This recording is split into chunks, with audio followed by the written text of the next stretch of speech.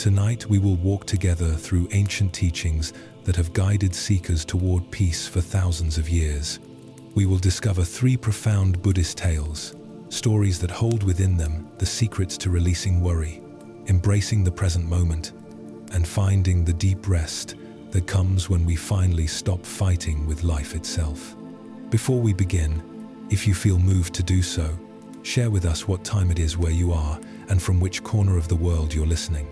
There's something beautiful about knowing we're all gathered here together, scattered across time zones and continents, yet united in this quiet search for peace. Through gentle wisdom and timeless stories, we will find our way to a place where the mind can finally rest, where the endless commentary quiets, where sleep comes not as an escape but as a natural settling, like dust falling in still water. So find a comfortable position now. Let your body sink into whatever supports it. Gently close your eyes if you haven't already, or let your gaze soften to receive these words without effort. There is nowhere else you need to be, nothing else you need to do. Simply breathe, simply listen. And in this listening, something ancient and wise within you will remember the way home. Let us begin our first story. In a small village that sat nestled in a valley between 2 mountain ranges, there lived a potter named Kenji. He was not famous. He had never traveled to the capital to sell his work in the grand markets. He simply made pots and bowls for his neighbors, for the families he had known his entire life. Each morning, he would walk to his workshop, a small building behind his house where his father had worked and his grandfather before him. Kenji's hands knew clay the way a bird knows air. Without thinking, his fingers could feel whether the clay was too wet or too dry, too warm or too cool. He could shape a bowl in darkness if he needed to, guided only by the memory held in his palms. But despite this deep skill, despite decades of practice, Kenji had developed a problem that troubled him greatly. He had become afraid of mistakes. Each time he sat at his wheel to throw a pot, his mind would fill with worry. What if the wall collapses? What if the rim cracks? What if this one isn't as good as the last? He would work with his jaw clenched, his shoulders tight, holding his breath through the delicate moments. And increasingly, his fear would manifest exactly what he dreaded. The pot would wobble. The wall would thin too much in one spot. His anxiety would travel through his hands into the clay, and the piece would carry that tension in its very form. One day, after ruining 3 bowls in a single morning, Kenji sat in his workshop with his head in his clay-covered hands. An old woman appeared at his door. Her name was Grandmother Lin, and she was known throughout the region not for pottery, but for her quiet wisdom. People would come to her when they felt lost, when life had become too heavy. She had heard about Kenji's struggles from his wife, who was worried about him. "May I watch you work?" Grandmother Lin asked gently. Kenji nodded, too discouraged to wonder why she had come. He prepared fresh clay, centered it on the wheel, and began to pull up the walls of what would become a bowl. His hands were shaking slightly. His breath was shallow. Every movement was tight with the effort of trying to avoid error. After a few minutes, the inevitable happened. The clay twisted, collapsed inward, and the piece was ruined. "I can't do it anymore," Kenji said quietly. "Every time I try, I fail. I think about failing, and then I fail. It's as if my fear creates exactly what I fear." Grandmother Lin nodded slowly. "Tell me, when you first learned pottery as a boy, did you ever make mistakes?" "Of course," Kenji replied. "I made mistakes every single day. The clay wouldn't center, the walls would collapse. Everything I touched seemed to fall apart." "And what did you do when that happened?" Kenji thought back to those early years. "I would scrape up the clay, add it back to the pile, and try again. Sometimes the same thing would happen 5, 6, 7 times in a day, but I never thought about it much. It was just part of learning." "And were you afraid then?" "No," Kenji realized with surprise. "I wasn't afraid at all. I was excited. Each collapsed pot just meant I was one attempt closer to understanding." Grandmother Lin smiled. So what changed? The clay is the same. Your hands are actually more skilled now than they were then. What is different? Kenji sat with this question. The silence of the workshop settled around them, broken only by the distant sound of wind in the bamboo outside. Finally, he spoke. I began to think I should be beyond mistakes. I began to believe that a master potter shouldn't fail. I started judging each piece, each moment, comparing it to some idea of perfection. The joy of making became the fear of failing. The old woman reached down and picked up a piece of the collapsed clay. She held it in her weathered hands. This clay that just collapsed? Is it ruined forever? No, Kenji said. I'll wedge it again and use it for the next piece. So the mistake didn't destroy the clay. The clay remains clay, ready to become whatever you shape next. The only thing that was lost was your idea of what that particular piece should have been. She paused, letting this sink in. Your fear of mistakes has made you forget the most important truth about pottery, about life itself. Everything is always collapsing and being reformed. This is not failure. This is the nature of things. The clay teaches you this every single day, but you have stopped listening. Grandmother Lin set the clay down and looked directly at Kenji. For the next 7 days, I want you to make only mistakes. Come to your wheel each morning with the intention of making the worst pots you possibly can. Try to make them collapse. Try to make them uneven. Give yourself permission to create disaster. Kenji felt confused. But that's the opposite of what I should be doing. Something in her calm presence made Kenji nod. Yes, I trust you. Then do as I suggest. 7 days, make only terrible pots, and notice what happens. The next morning, Kenji came to his workshop with a strange feeling in his chest. Part of him felt foolish, part of him felt curious. He prepared his clay, sat at his wheel, and for the first time in months, he took a deep breath. If the goal was to make a terrible pot, then there was nothing to fear. He couldn't fail at failing. He began to work, and something unexpected happened. Without the pressure of perfection, his shoulders dropped, his jaw unclenched. He actually laughed when the first pot wobbled, because that was exactly what he was trying to do. He made the walls too thin on purpose. He let the rim go crooked. He created lumpy, lopsided, wonderfully disastrous pottery. By the 3rd day, something even stranger occurred. Because he wasn't afraid of mistakes, he found himself taking risks he would never have taken before. He tried pulling the walls thinner than he thought possible, just to see what would happen. He experimented with shapes that seemed too ambitious. And occasionally, in the midst of all this intentional disaster, he would create something unexpectedly beautiful. A bowl with walls so delicate they were almost translucent. A curve that surprised even him with its grace. The fear was gone, and without the fear, his hands remembered something they had forgotten. They remembered that pottery was play, that creation was exploration, that every collapsed pot was just clay returning to itself, ready to become something new. On the 7th day, Grandmother Lin returned. She found Kenji at his wheel, working with a lightness she hadn't seen before. He was fully present with the clay, responding to what it offered, rather than forcing it to match his expectations. When a piece began to wobble, he would simply smile, let it collapse, and begin again without judgment. "What did you discover?" she asked. Kenji looked up, his face bright with understanding. "I discovered that I wasn't actually afraid of making mistakes. I was afraid of what mistakes meant about me. I had tied my worth as a potter to every single piece I created. When a pot collapsed, I thought it meant I was collapsing. When the clay failed, I thought I was the failure." He gestured to the mound of clay beside him. "But the clay doesn't carry that burden. It's just clay. It becomes a pot. It returns to formlessness. It becomes a pot again. It never judges itself. It never fears its own nature. I was trying to be something fixed and permanent, when everything around me was showing me that life is fluid, always changing, always ready to try again." Grandmother Lin nodded with deep satisfaction. Now you understand. The teaching was never about making better pots. It was about freeing yourself from the prison of perfectionism.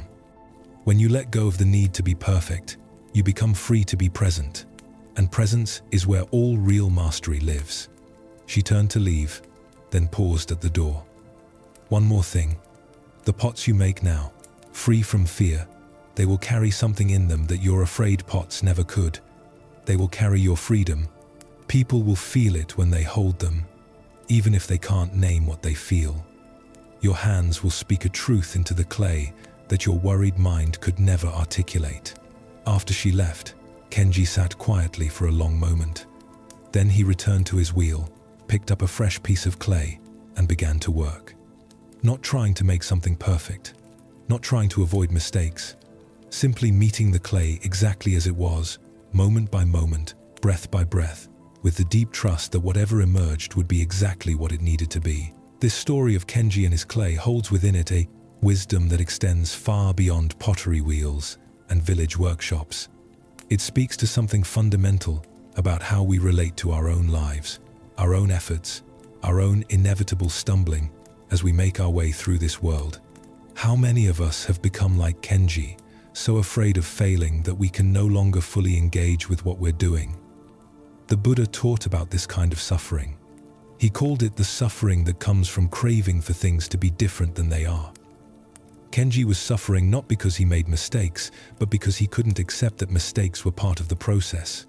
He had created an image of what a master potter should be, someone beyond error, and then he tortured himself for not matching that image. But look at what happened when he surrendered that image. When he gave himself permission to fail, he found freedom. The irony is beautiful and profound.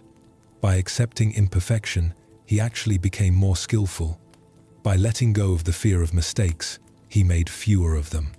This is not logical, but it is true. It is one of life's great paradoxes. Notice how this applies to your own life. Where are you holding yourself to an impossible standard? Where has your fear of failure become so great that it prevents you from fully showing up?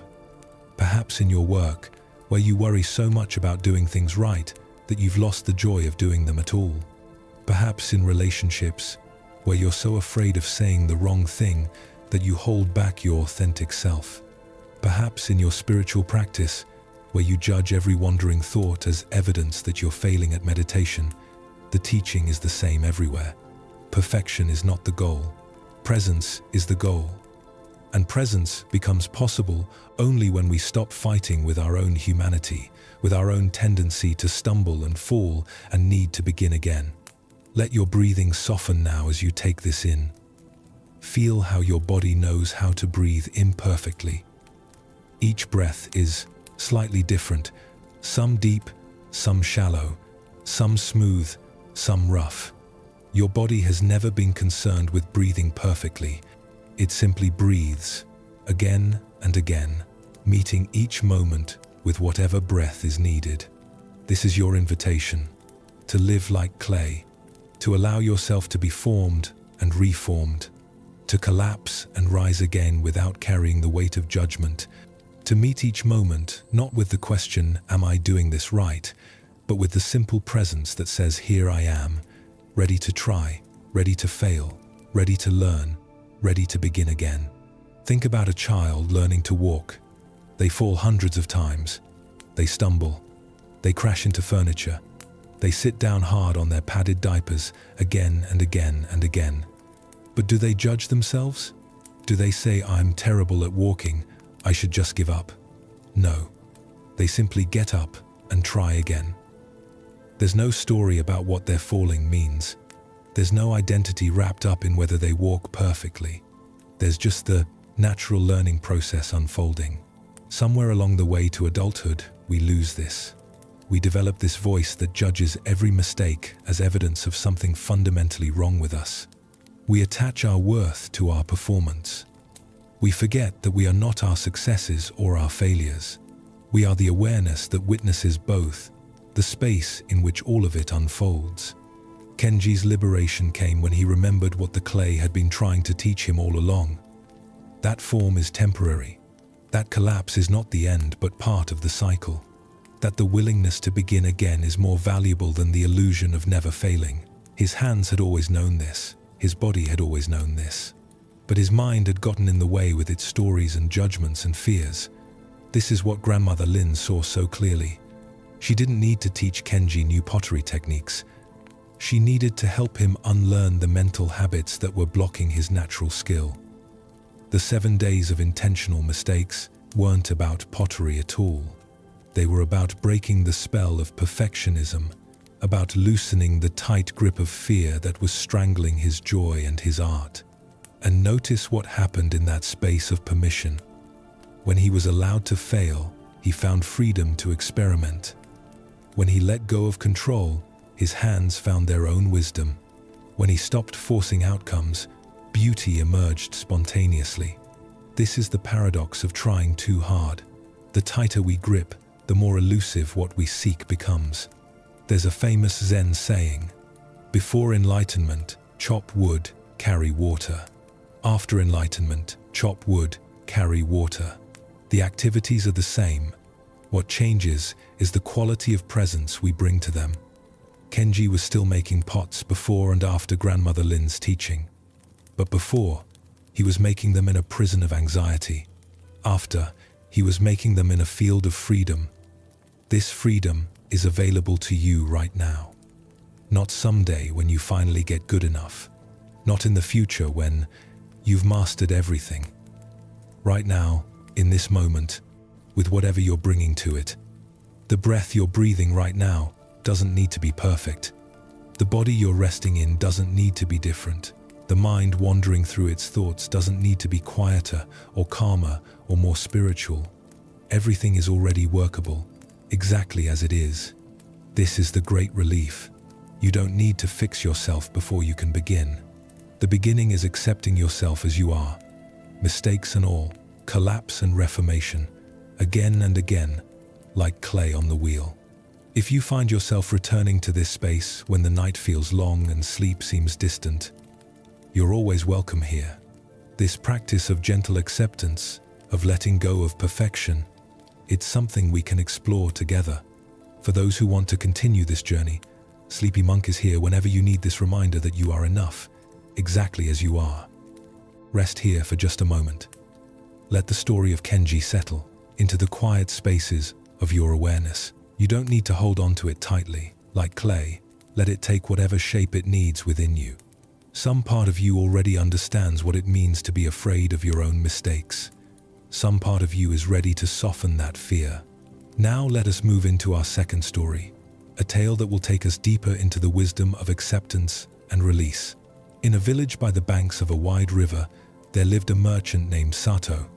He was not wealthy by the standards of the great city merchants, but by village standards, he had done well. He owned 3 boats that traveled up and down the river, trading rice and cloth and tools between villages. He had a large house with a beautiful garden. His children were healthy. His wife was devoted. By any measure, he should have been content. But Sato was not content. He was consumed by a fear so deep that it shaped every moment of his waking life. He was afraid of losing what he had. Every morning when he woke, his first thought was of the boats. What if there had been a storm in the night? What if one had struck a rock? What if thieves had come? He would rush to the river before dawn, checking on each vessel, running his hands along the hulls, searching for any sign of damage or trouble. His garden, which his wife tended lovingly, brought him no peace. He would walk through it seeing only threats. That branch could fall in the next wind. Those flowers would die when winter came. The beauty of the present moment was invisible to him, hidden behind his constant catalogue of future losses. At dinner, when his children would laugh and play, he couldn't enjoy their joy. He was already worried about their future. What if they became sick? What if they chose poorly when it came time to marry? What if the world changed and they couldn't adapt? His love for them had transformed into a kind of anxious grasping, a desperate need to control outcomes he could never control. His wife, Akiko, watched her husband disappear into this prison of worry. She remembered when he had been different, when he could laugh easily, when he could sit in the garden and simply enjoy the evening light. She missed that man. One night, after he had spent the entire dinner fretting about a business deal that might fall through, she spoke to him gently. "My love," she said, "when you hold sand in your hand, what happens if you squeeze it tightly?" Sato looked puzzled by the question. "It runs through your fingers," he answered. "The tighter you squeeze, the faster it escapes." "Yes," she said. "And what happens if you hold your hand open, palm up, and let the sand rest there?" He thought about this. "It stays, I suppose. As long as you keep your hand steady and open." Akiko reached across the table and took his hand. "You are squeezing our life," she said quietly. "You're squeezing our children, our home, your boats, everything. You're squeezing so tightly that you can't feel any of it anymore. All you feel is the tension in your own fist." Her words struck something deep inside him, but old habits don't dissolve with a single insight. That night, Sato lay awake as usual, his mind spinning through its familiar loops of worry. But now, Akiko's words echoed there too. "Am I squeezing? Is this tension in my chest actually my own grip?" The next morning, something unexpected happened. Sato went to the river as always, but when he arrived, he found that one of his boats had indeed been damaged. During the night, it had broken loose from its mooring and struck the wooden dock, cracking 3 planks on its side. The very thing he had feared every single morning had finally occurred. And standing there, looking at the damaged boat in the early dawn light, Sato felt something surprising: relief. For years, he had lived in fear of this moment. He had imagined it would destroy him, that the loss would be unbearable. But now that it had actually happened, he found that the reality was far less terrible than his endless anticipation of it. The boat was damaged, yes. It would cost money to repair. It would take time. But the world had not ended. The sun was still rising over the river, painting the water gold and pink. The birds were still singing in the willows along the bank. His heart was still beating in his chest. He was still here, still capable of dealing with what needed to be dealt with. More than that, he noticed something else. For the first time in years, his mind was quiet. There was nothing to worry about anymore, because the worried about thing had already happened. In that strange moment of relief, he felt something he had forgotten. He felt present. He felt alive in the actual moment, rather than lost in imagined futures. He sat down on the dock, letting his legs dangle over the edge, and he began to laugh. Not a bitter laugh, but something genuine and surprised. He had been so busy suffering over the possibility of loss that he had lost years of his actual life. He had been so busy protecting what he had that he had never really enjoyed having it. A fisherman who was preparing his nets nearby looked over at the merchant sitting by his damaged boat, laughing. "Are you all right, friend?" the fisherman called out. Sato looked up, and his eyes were bright with something that might have been tears, or might have been joy, or might have been both. "I think," he said slowly, "I think I might finally be starting to understand something important." Over the following weeks, as Sato arranged for the boat repair, he made a practice of noticing his grip on things. When he felt anxiety rising about his business, he would pause and ask himself, "Am I squeezing?" When he watched his children play and felt the familiar fear about their futures, he would deliberately soften. He would imagine opening his hand, letting them rest there in his palm without grasping. It wasn't easy. The habit of anxious control had been carved deep over many years. But gradually, something began to shift. He started to actually see his garden when he walked through it, not as a collection of things that would die, but as a living, breathing, present moment of color and fragrance. He began to hear his children's laughter, not as something precious that would inevitably be lost, but as a gift being offered right now. One evening, about 2 months after the boat incident, Sato sat in his garden with Akiko. The sun was setting, and the sky had turned that particular shade of purple that only lasts for a few minutes. In the past, this moment would have been tinged with sadness for him. The beautiful sky was proof that beauty fades. The fading light was evidence that everything ends. But tonight, something was different. He watched the color deepen and change, and he felt only gratitude. Not gratitude mixed with fear of losing it.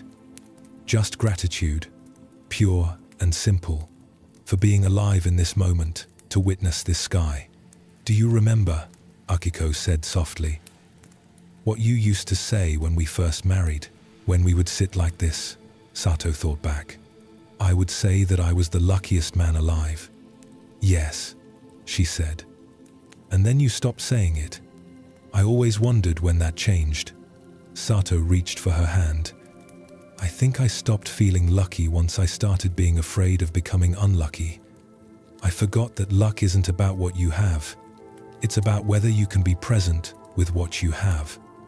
They sat in silence as the purple faded to deep blue, then to the first stars. And Sato discovered something that would have seemed impossible to him just months before. He discovered that he could watch beauty fade and feel no sorrow, because the fading itself was beautiful. Because the impermanence of the moment was exactly what made it precious.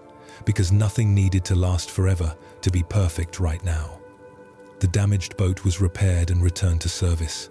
Business continued, sometimes good, sometimes less good. His children grew, as children do, and encountered their own difficulties and triumphs. The garden went through its seasons, flowering and dying back, flowering again. And through it all, Sato practiced what his wife had taught him. He practiced keeping his hand open. He practiced letting life rest in his palm without squeezing it into the shape he thought it should be. Years later, when a traveling monk came through the village and spoke about the Buddhist teaching of non-attachment, Sato listened with the recognition of someone hearing words put to an experience he already knew. The monk spoke of how suffering comes not from loss itself, but from our clinging to what we cannot keep. How we create our own torment by demanding that impermanent things be permanent. How freedom comes not from protecting ourselves from change, but from accepting change as the fundamental nature of existence. After the talk, Sato approached the monk. "I am not a religious man," he said. "I do not know the scriptures or the proper way to meditate, but I think I understand what you're teaching. I learned it from a broken boat and a wife who knew about sand." The monk smiled with the kind of warmth that comes from recognizing truth regardless of where it appears. "Then you are wiser than many who have studied for decades," he said, "because you learned it through living, not just through thinking. The Buddha's teaching is not meant to be a philosophy we admire from a distance. It's meant to be a truth we discover in our own experience, in the actual texture of our days. Tell me," the monk continued, "when you hold your life with an open hand now, does that mean you care less about what you have?" Sato considered this carefully. "No," he said. "I think I actually care more. When I was squeezing everything with fear, I wasn't really caring for my life. I was trying to control it. Now, when I tend my garden or repair my boats or talk with my children, I'm fully there. I'm not half disappeared into imagined futures. The love is cleaner somehow, less mixed with fear. That is the distinction many people miss," the monk said. "They think non-attachment means indifference, coldness, not caring. But true non-attachment is the opposite. It's loving fully while accepting that all things change. It's giving yourself completely to what is here while releasing your grip on how long it will stay or what form it will take next." The monk paused, looking out at the river where Sato's boats were moored. "You know," he said, "the river teaches this same lesson. It never tries to hold the water. It simply allows the water to flow through it. And because it doesn't hold on, it is never empty. The water keeps coming, keeps moving, keeps nourishing everything along its path. Your life can be like this river, always full, because you're not trying to possess what flows through it." This conversation between Sato and the traveling monk points us toward one of the most misunderstood teachings in Buddhism. When we hear about non-attachment or letting go, something in us recoils. We think it means we have to stop loving, stop caring, stop wanting anything. We imagine some cold, emotionless state where nothing matters. But this is not what the teaching means at all. Non-attachment means loving without grasping. It means caring deeply while accepting impermanence. It means giving yourself fully to the present moment without demanding that the moment last forever. It's not about closing your heart. It's about opening your hand. Think about how you hold a bird. If you squeeze it tightly, you'll crush it. If you don't hold it at all, it will fly away. The art is in holding it gently, supporting it, allowing it to rest in your palm while accepting that its nature is to fly. This is how we're invited to hold everything we love, everything we are, everything we have. Sato's transformation began with a damaged boat, but the real damage had been in his own mind all along. The boat could be repaired. The damage to his ability to be present, to enjoy his life, to really see his wife and children, that damage was being inflicted new every single day by his own fearful clinging. And notice what freed him. Not getting everything he wanted, not successfully preventing all loss, not achieving perfect control over his circumstances. What freed him was experiencing the very thing he feared and discovering he could survive it. Discovering that his catastrophic imaginings were so much worse than the actual reality of change and loss. This is often how freedom comes. Not through getting what we want, but through meeting what we fear and finding we are larger than it.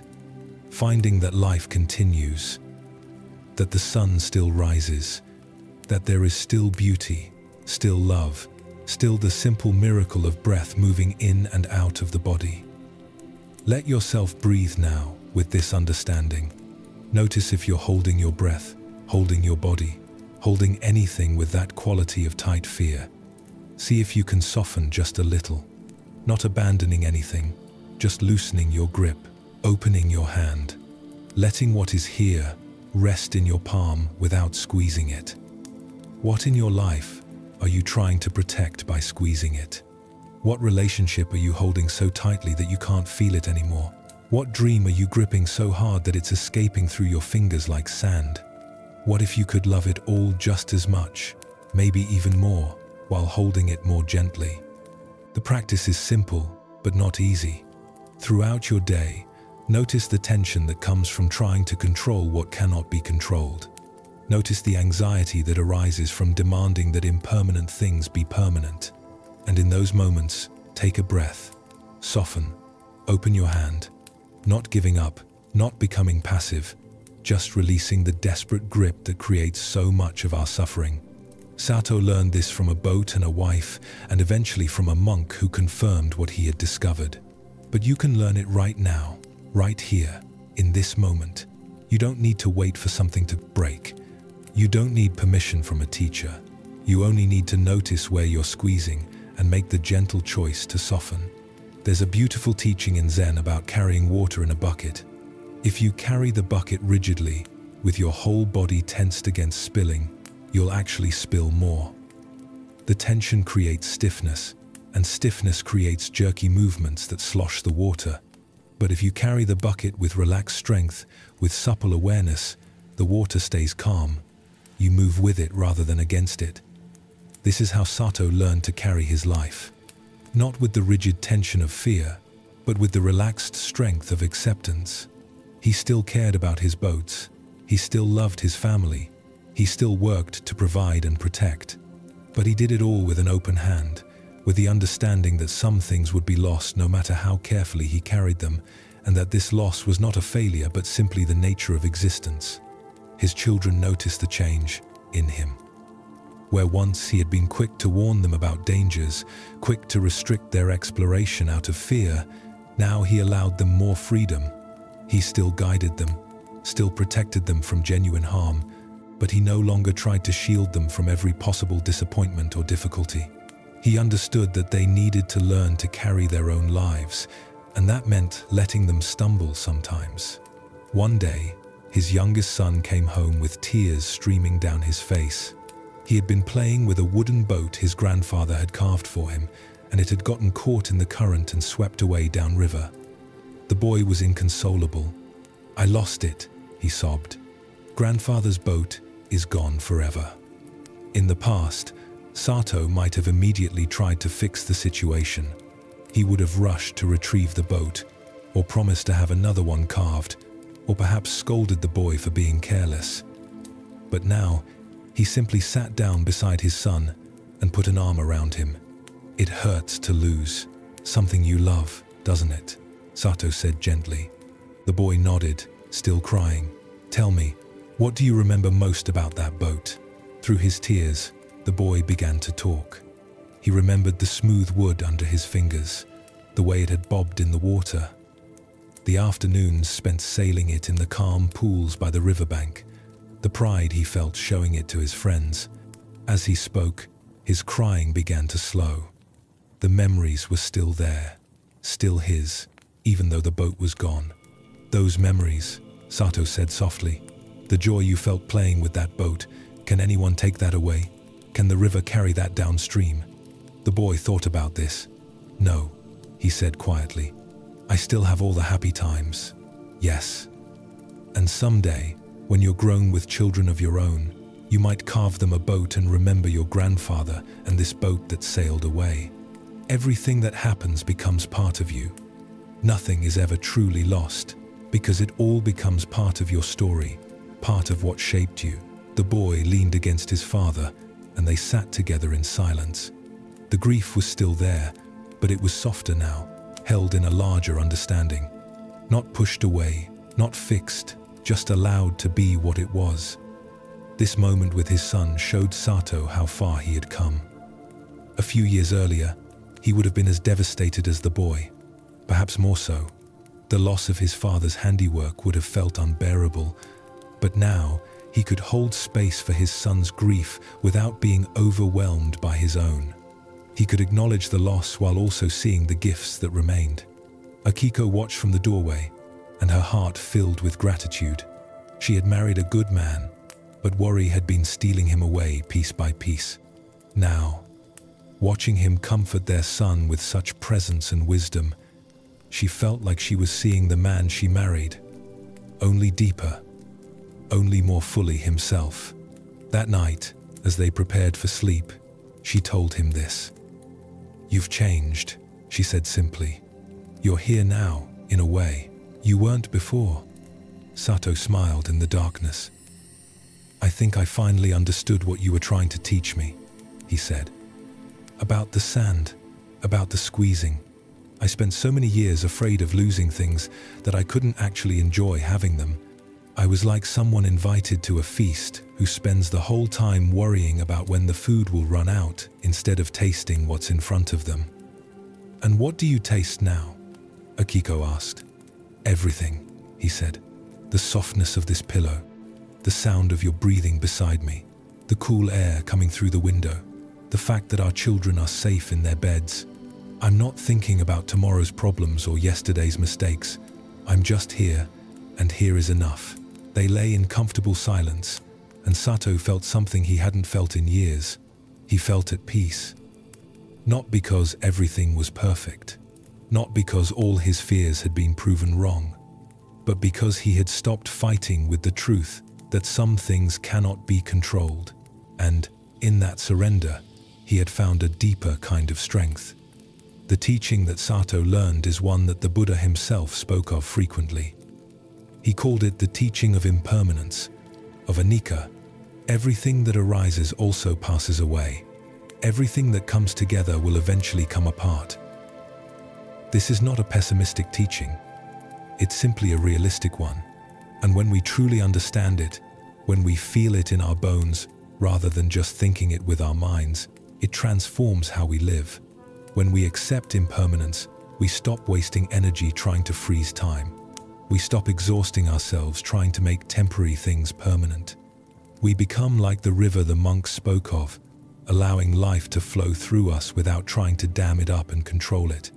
And paradoxically, this letting go allows us to be more fully engaged with life, not less. Think about watching a sunset. If you spend the whole time photographing it, trying to capture it, worrying that you won't remember it correctly, you might miss the actual experience of the colors changing, the light shifting, the day releasing into night. But if you simply watch, fully present, letting each moment be what it is without trying to hold on to it, the experience becomes vivid, alive, etched into your being in a way no photograph could achieve. This is what Sato discovered. By opening his hand, by releasing his grip on outcomes, he found he could actually experience his life more fully. His love for his family deepened because it was no longer mixed with the constant anxiety of potential loss. His enjoyment of simple moments expanded because he wasn't always mentally cataloging what could go wrong. And notice that this didn't make him careless or passive. He still maintained his boats. He still worked hard. He still provided for his family and taught his children wisdom. But he did it all from a place of presence rather than panic, from love rather than fear. There's a question that can help us practice this kind of openness. When you notice yourself gripping tightly, trying to control something, you can ask, if this were the last time I would experience this, how would I hold it? If this were your last conversation with someone you love, would you spend it worrying about future conversations, or would you be fully present for this one? If this were your last meal, would you eat it while thinking about tomorrow's menu, or would you taste it completely? Of course, we don't know when anything will be the last time. That's precisely the point. Every moment could be the last time. Every experience is unique and unrepeatable. This sunset happening right now will never happen again. This breath you're breathing is one of a limited number you'll take in this lifetime. This conversation, this task, this ordinary moment, it's all precious beyond measure because it's finite. When we really feel this, not as a morbid thought, but as a wake-up call, life becomes more vivid.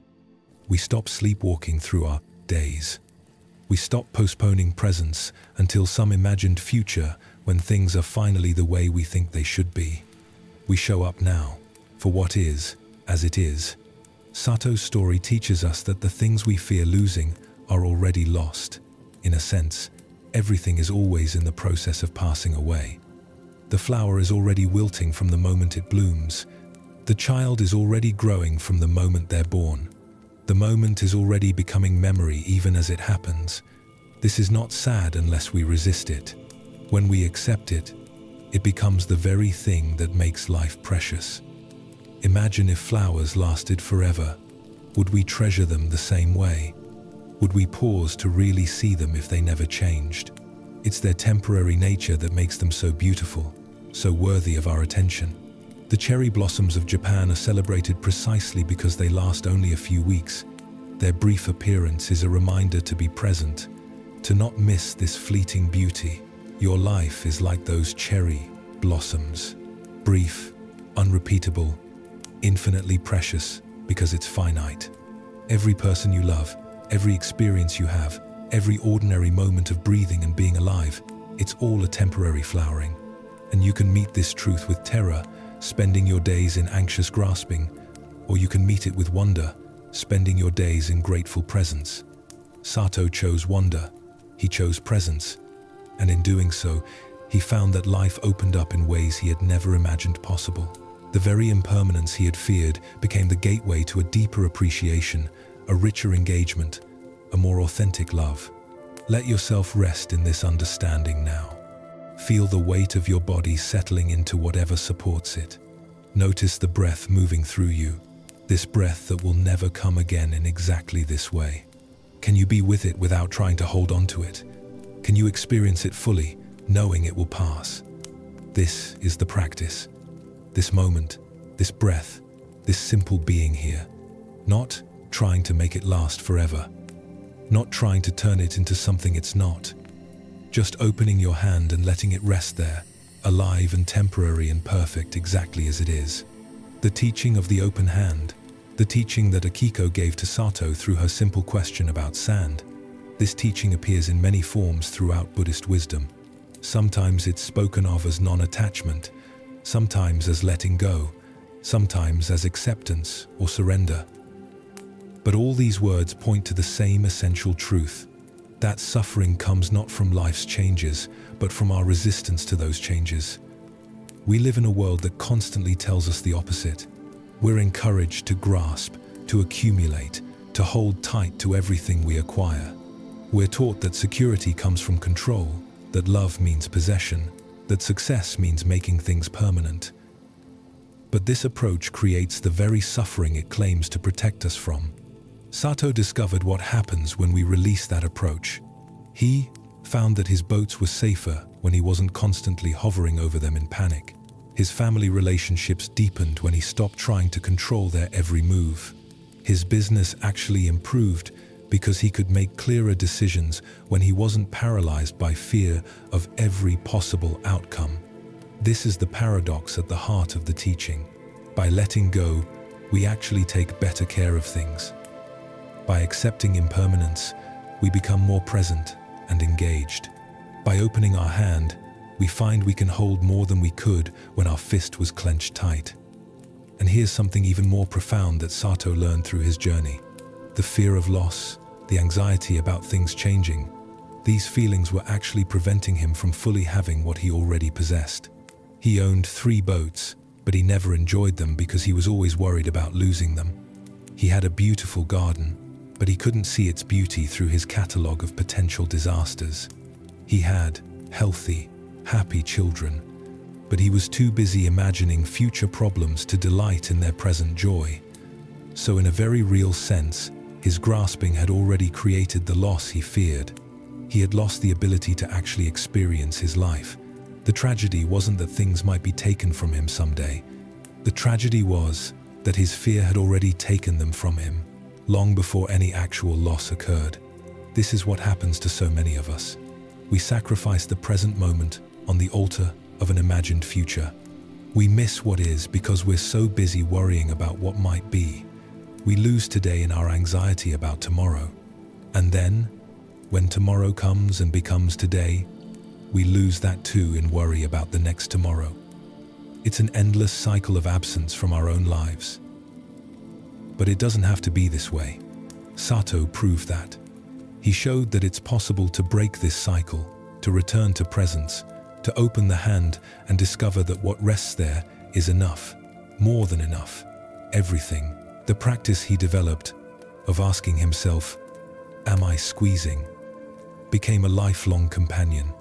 Years after his conversation with the monk, when he was an old man, he would still check in with himself throughout the day. When he felt tension rising, when anxiety began its familiar spiral, he would pause and bring awareness to his internal state. Almost always, he would find that he was indeed squeezing something, trying to force an outcome, resisting a reality, demanding that something temporary be permanent. And in that recognition, he could soften, he could open his hand, not every time perfectly, not without sometimes falling back into old patterns. But more and more, the default setting of his consciousness shifted from grasping to allowing, from resistance to acceptance, from fear to trust. One of his children asked him once, late in his life, what the secret was to the peace he seemed to carry.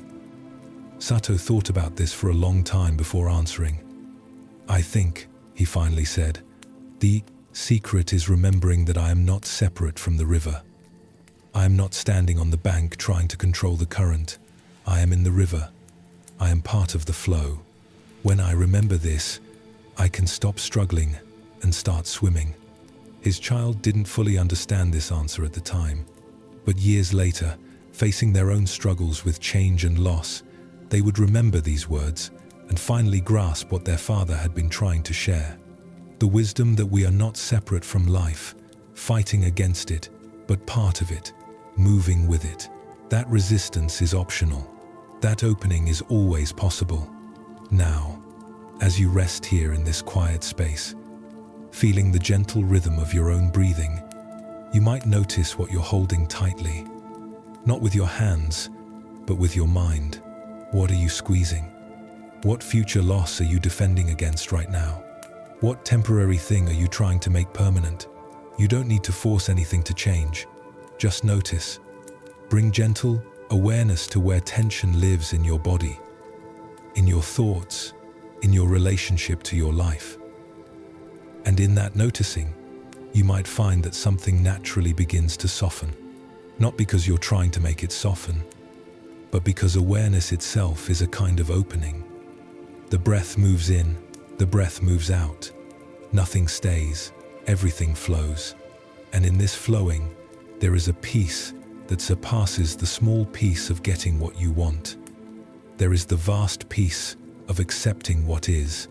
If these teachings are serving you, if you find yourself drawn back to this space when the world feels heavy, you can keep exploring this path with us. The Sleepy Monk family continues to grow with people who understand that true rest comes not from escaping life, but from finally stopping the fight with it. Let yourself settle deeper now. Sato's story has given you everything it needs to give. Let it work in you the way rain works in soil, slowly, quietly, nourishing seeds you didn't even know were planted. We have walked through 2 teachings now.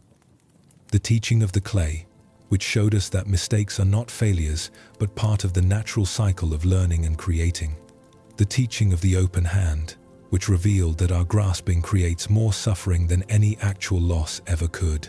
These truths are settling into you now, whether you notice it consciously or not. Like seeds in fertile ground, they will grow in their own time. Our third and final story takes us deeper still, into the heart of what it means to truly see. Not with our eyes, but with the awareness that lies behind seeing. This is a story about a teacher and a student, about blindness and sight, about the difference between looking and truly perceiving. In a monastery that sat high in the mountains, where clouds would sometimes drift through the meditation hall itself, there lived a Zen master named Hakuin. He was old now, his face deeply lined, his back curved from decades of sitting in meditation, but his eyes still held a brightness that made people feel both seen and safe in his presence. Students came from across the country to study with Hakuin. Some stayed for months, others for years. They came seeking enlightenment, seeking peace, seeking answers to questions that burned in their hearts. And Hakuin would receive them all with the same gentle welcome, the same careful attention. One autumn, a young man named Taro arrived at the monastery gates. He was 23 years old, brilliant, ambitious, and deeply frustrated. He had studied Buddhism at the university. He had read all the important texts. He could recite sutras from memory and explain complex philosophical concepts with ease. But something was missing. All his knowledge felt empty somehow, like beautiful containers with nothing inside them. Taro requested an interview with Hakuin, and the old master agreed to see him. They sat together in a small room that looked out over the mountainside. Mist was rolling through the valleys below. Taro bowed respectfully and then launched into his questions. He wanted to know about emptiness and form. He wanted to understand the nature of mind. He wanted explanations for all the paradoxes and contradictions he had encountered in his studies. Hakuin listened patiently, nodding occasionally, saying nothing. When Taro finally paused to take a breath, the master asked a simple question. "Tell me, what do you see when you look out this window?" Taro glanced at the window, barely focusing. "I see mountains, clouds, trees, sky." He said this quickly, dismissively, eager to return to what he considered the real conversation about profound spiritual matters. Hakuin nodded slowly. "Look again," he said. "Tell me what you actually see." Taro felt a flash of impatience. This seemed like a waste of time. But out of respect for the master, he looked more carefully. "I see mountains in the distance, pine trees on the slopes, mist moving through the valley, the sky above, some birds flying." He listed these things mechanically, like items on a checklist, clearly wondering what this had to do with his spiritual questions. "And what else?" Hakuin asked. "What else is there?" Taro replied, confused. "That's what's there. Mountains, trees, clouds, sky." The old master smiled gently. "You know the names of things," he said. "But I asked you what you see. You have given me concepts, labels, categories. You have told me about mountains and trees, but you have not told me what you actually perceive in this moment." Taro felt defensive now. "I don't understand what you mean. I described exactly what I see." Hakuin gestured toward the window. Do you see that pine tree on the near slope? The one with the twisted trunk? Yes. Describe it to me as if I were blind and had never seen a tree. Taro opened his mouth to speak, then closed it. He looked at the tree again. How do you describe a tree to someone who has never seen one? He started several times and stopped. It's tall. No, that's just a label. It's green. Another label. It grows upward. Still not actually describing the immediate sensory experience. He sat in silence, looking at the tree, really looking at it for perhaps the first time in his life.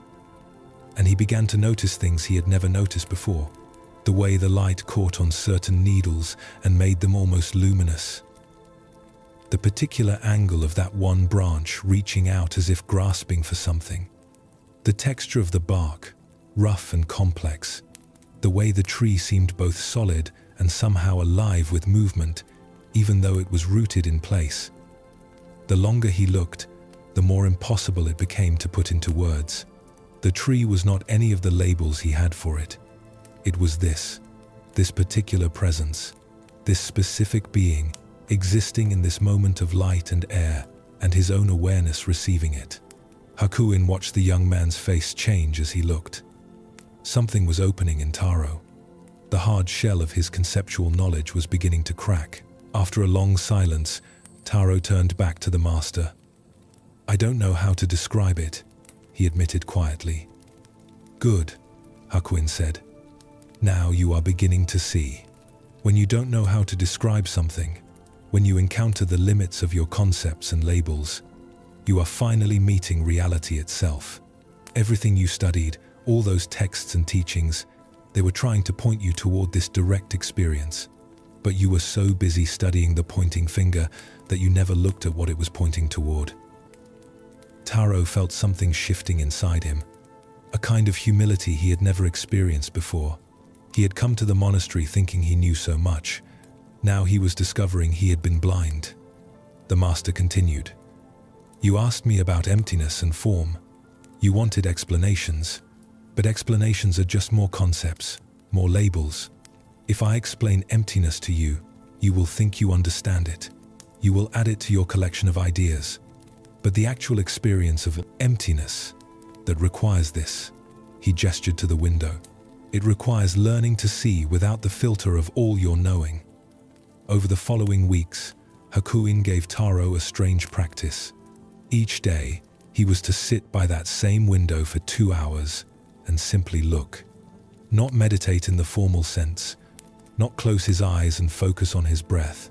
Just look, see, pay attention to what was actually there. At first, Taro found this practice unbearably boring. His mind would wander. He would start thinking about lunch, or about the texts he wanted to discuss with the master, or about whether he was doing this correctly. But Hakuin had been clear. Just look. Notice when thinking takes you away, and gently return to seeing. Gradually, something began to happen. The familiar scene outside the window started to become new. He noticed that the mist moved in patterns, that it had different qualities at different times of day. He saw that the trees were not just trees, but individual beings, each with its own character. That branch growing in that particular way. That pattern of needles catching light. He started to perceive the spaces between things. The air itself became visible to him in a way it never had before. And most surprisingly, he began to notice his own seeing. He became aware that there was an awareness watching the scene, that behind all the perceptions, there was something perceiving, something that couldn't be labeled or categorized, something that was always here, always now, always simply present. One morning, about a month into this practice, Taro was sitting by the window as usual. A bird landed on a branch of that twisted pine tree. It was just a small gray bird, nothing special. But in that moment, Taro saw it with such clarity that time seemed to stop. The bird was not separate from the tree. The tree was not separate from the mist behind it. The mist was not separate from his seeing of it. The seeing was not separate from the awareness that knew the seeing was happening. It was all one thing, one seamless happening, And he was not outside of it looking in. He was part of it. The bird, the tree, the mist, the awareness, all of it was one continuous flow of reality expressing itself. Tears began to roll down Taro's face. Not sad tears, not happy tears, just tears that came from somewhere deep, from some place that had finally cracked open after years of being sealed behind concepts and ideas. When he went to see Hakuin that afternoon, he didn't know how to talk about what had happened, but the master saw it in his face immediately. "Ah," Hakuin said simply, "you have finally looked." Taro bowed deeply. "I thought I knew what seeing was," he said.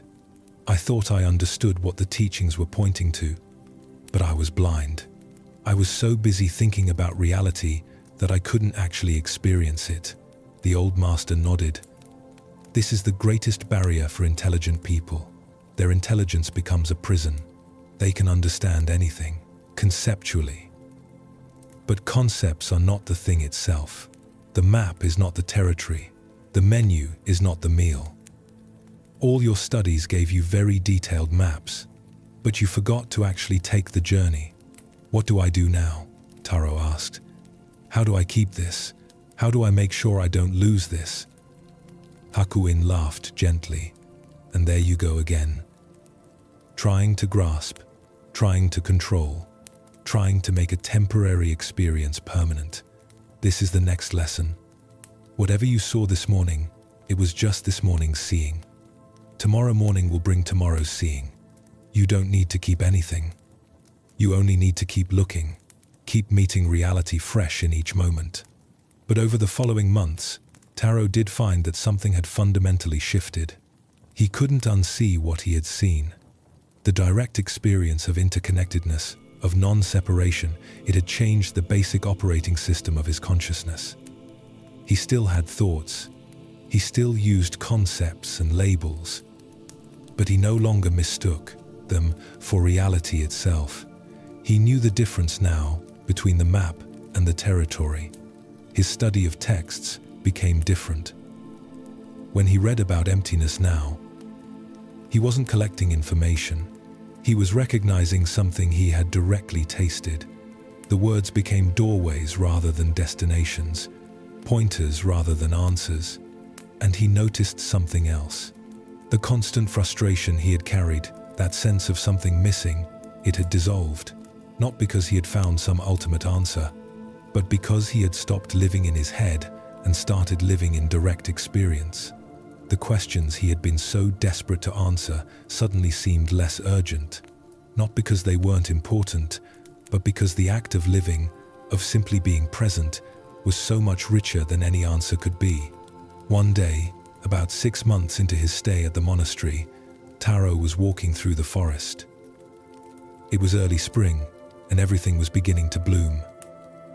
He stopped on the path and realized he had no idea where he was going or why. He had left his room to go somewhere, but in the walking itself, the purpose had fallen away.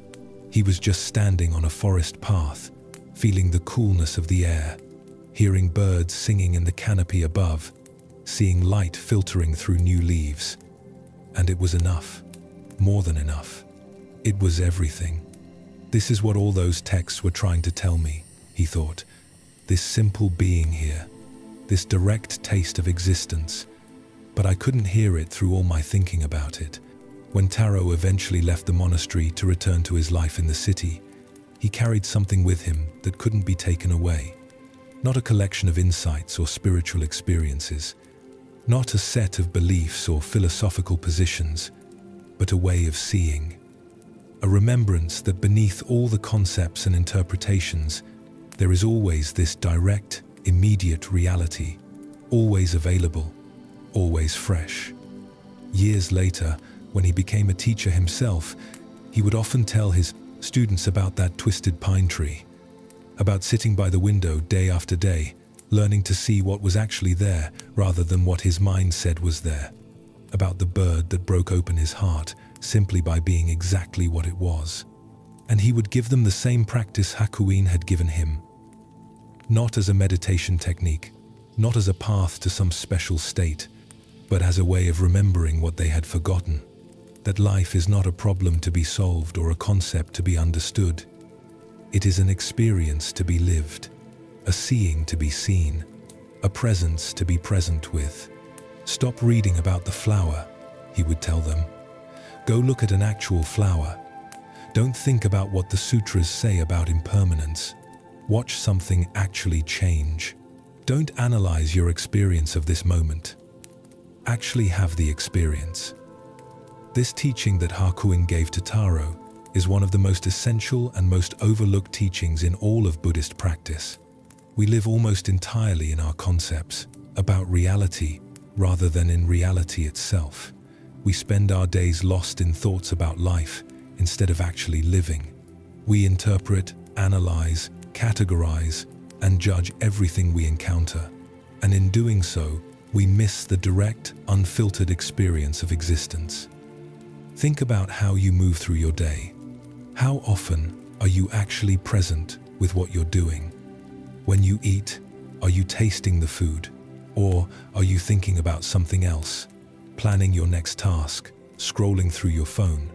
When someone talks to you, are you truly listening to their words, their tone, their presence? Or are you preparing your response, judging what they're saying, or mentally elsewhere? Most of us live like Taro did before his awakening. We're so busy thinking about life that we forget to actually live it. We collect ideas about peace instead of experiencing peace. We study teachings about presence instead of being present. We read about enlightenment instead of seeing the enlightenment that's already here in the simple act of awareness, aware of itself. This is why Hakuin's teaching was so radical. He didn't give Taro more concepts to add to his collection. He gave him a practice that undermined the entire project of conceptual accumulation. Just look, just see, just be with what is, as it is, without the constant overlay of thought. And notice what happened when Taro finally did this. He didn't gain some special knowledge. He didn't achieve some elevated state. He simply saw what was already there, the interconnectedness, the aliveness, the simple miracle of existence happening. It had always been there. He had just been too busy thinking about it to notice it. This points to something the Buddha taught again and again. That enlightenment is not something you achieve or acquire. It's something you uncover. It's not a matter of adding more understanding. It's a matter of removing the obscurations that prevent you from seeing what's already true. And the primary obscuration is this constant thinking, this relentless interpretation and categorization of experience.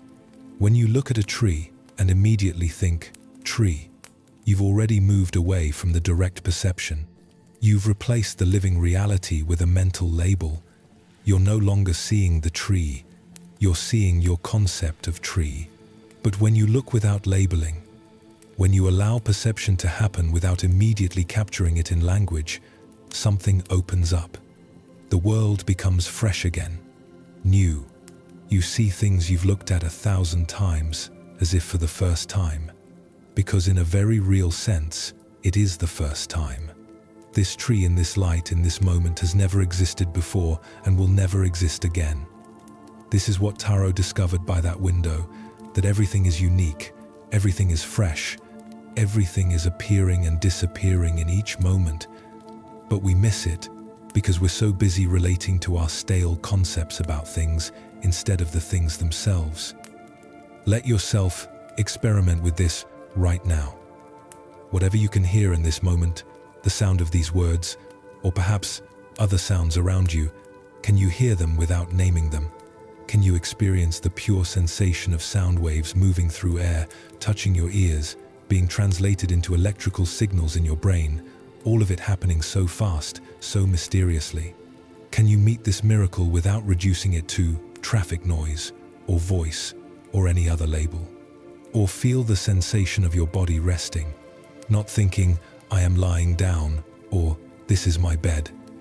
Just the pure experience of pressure, temperature, weight, texture, the raw data of sensation before the mind interprets it and files it away under familiar categories. This is the practice Hakuin was teaching, this return to direct experience. this willingness to meet life before the mind wraps it in language and concepts. And it's available always, not just during formal meditation, not just in special moments, but right now, in this ordinary moment of breathing and being alive. The mystery is always here. The miracle is always present. We just miss it because we're so busy thinking about it.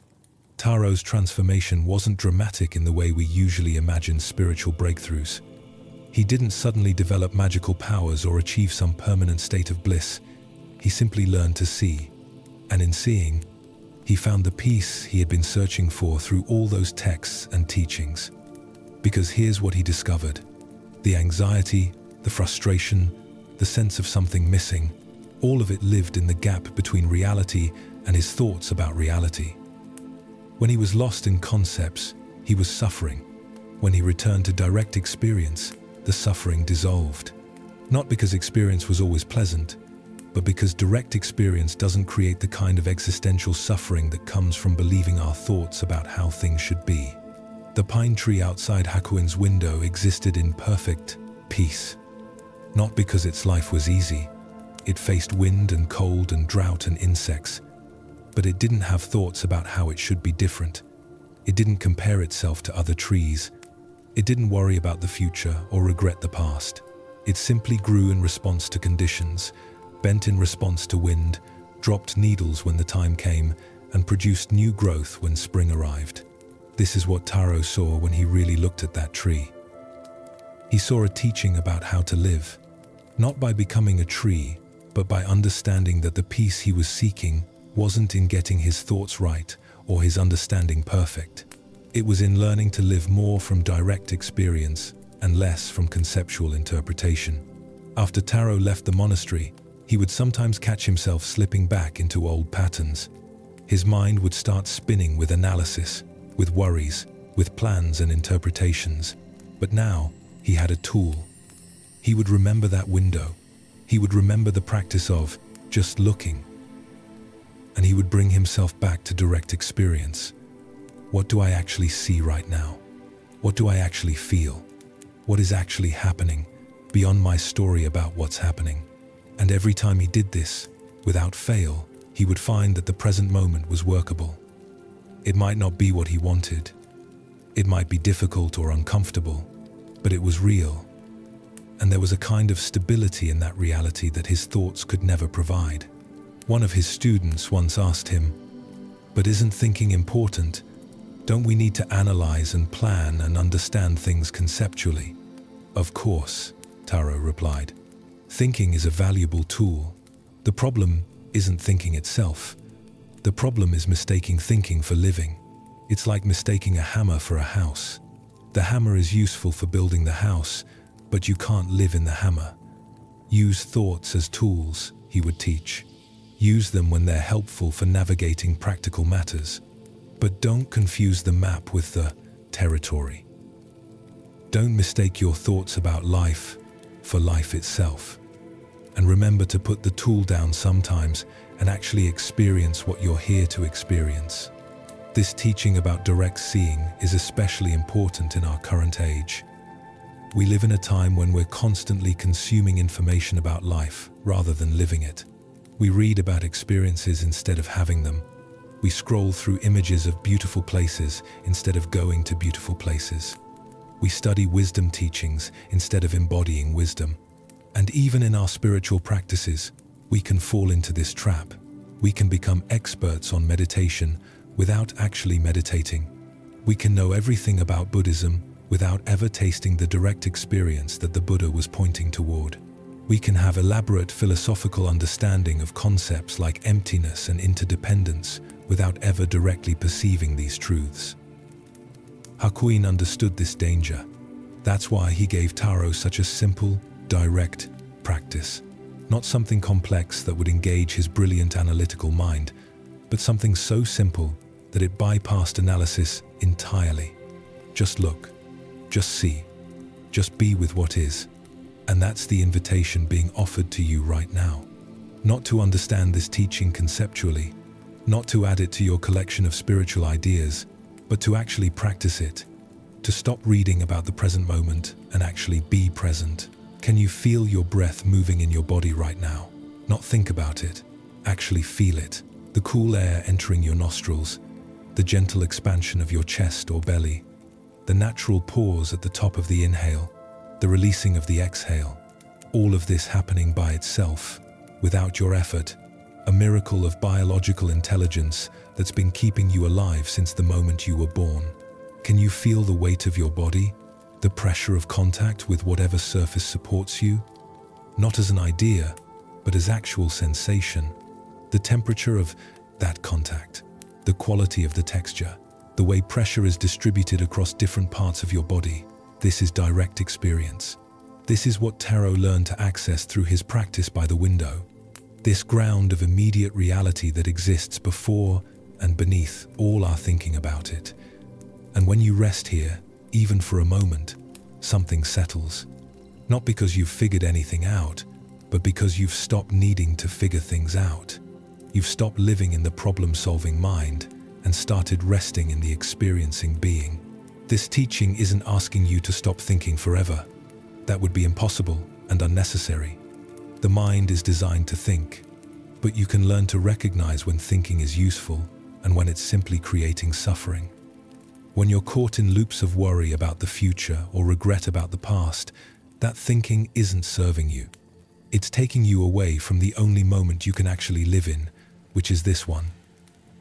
Taro learned to recognize these patterns. He noticed when his mind was spinning stories that increased his suffering. And in those moments, he would use the practice Hakuin taught him. He would return to direct perception. He would look at something, really look at it, and let the thinking mind quiet for a moment. Or he would feel his breath, actually feel it, not think about it. Or he would listen to sounds without labeling them. These simple acts of returning to direct experience became his anchor, his refuge, the place he could always return to when life felt overwhelming or confusing, because the present moment, when met directly without the overlay of constant interpretation, is always manageable. It's always here. It's always now. The twisted pine tree that Taro stared at for so many hours became like an old friend to him. Even years later, when he was back in the city teaching students of his own, he would sometimes close his eyes and remember that tree. The particular way that one branch reached out, the texture of the bark, the needles catching light. And in remembering it, he would return to that quality of seeing, that directness, that presence.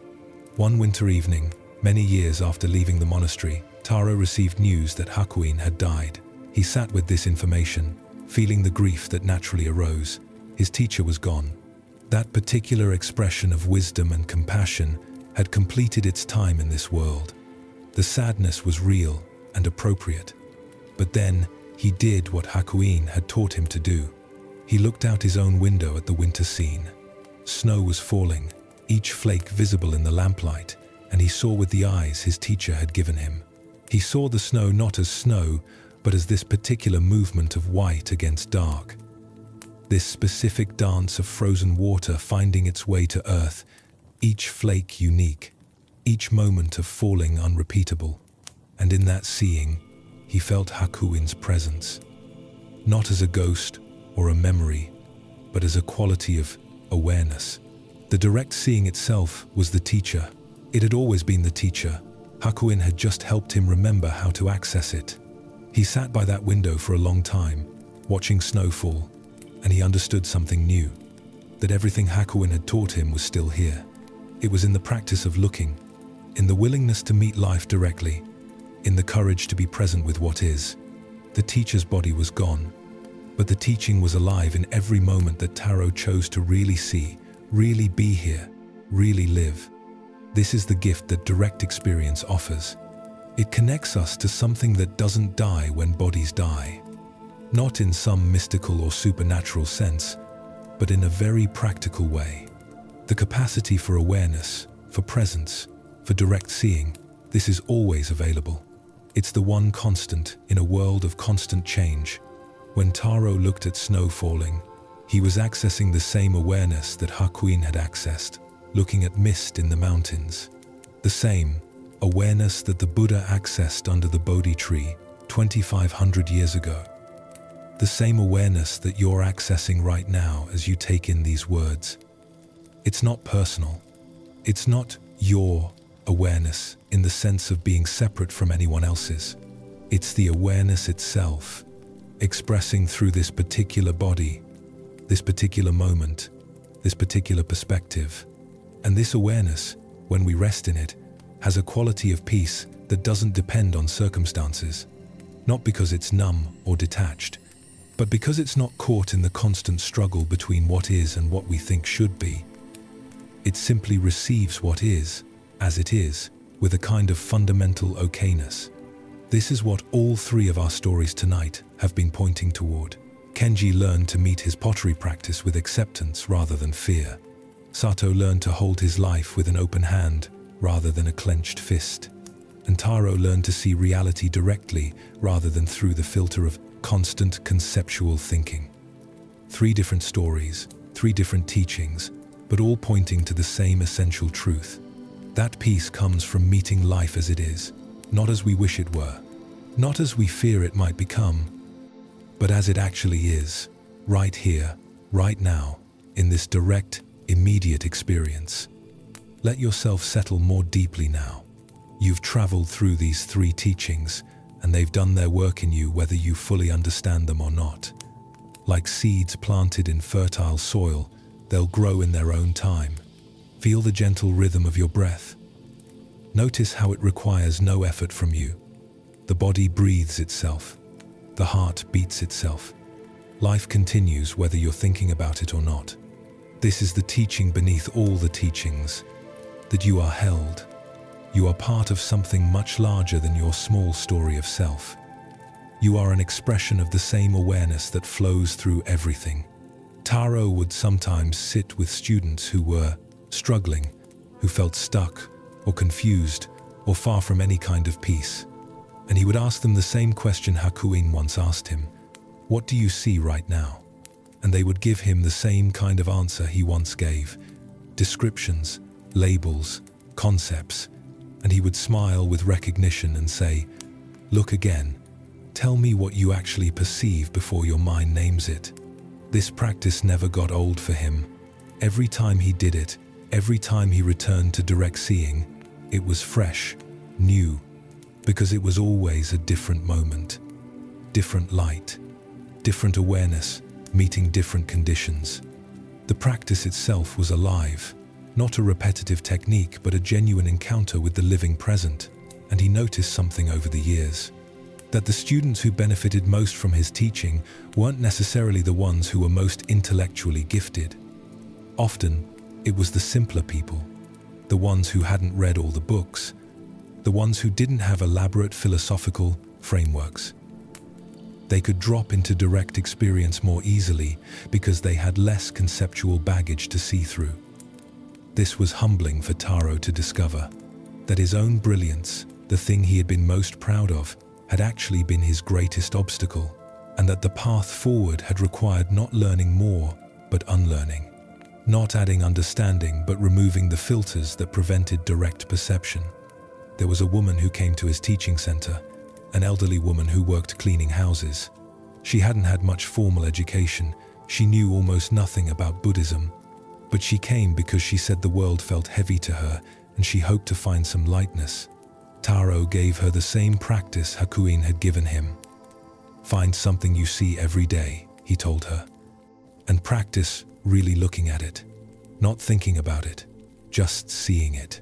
She chose a tree in the small park where she ate her lunch each day. And she began the practice.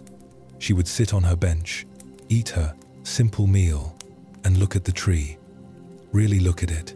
Within 2 weeks, she came back to see Taro.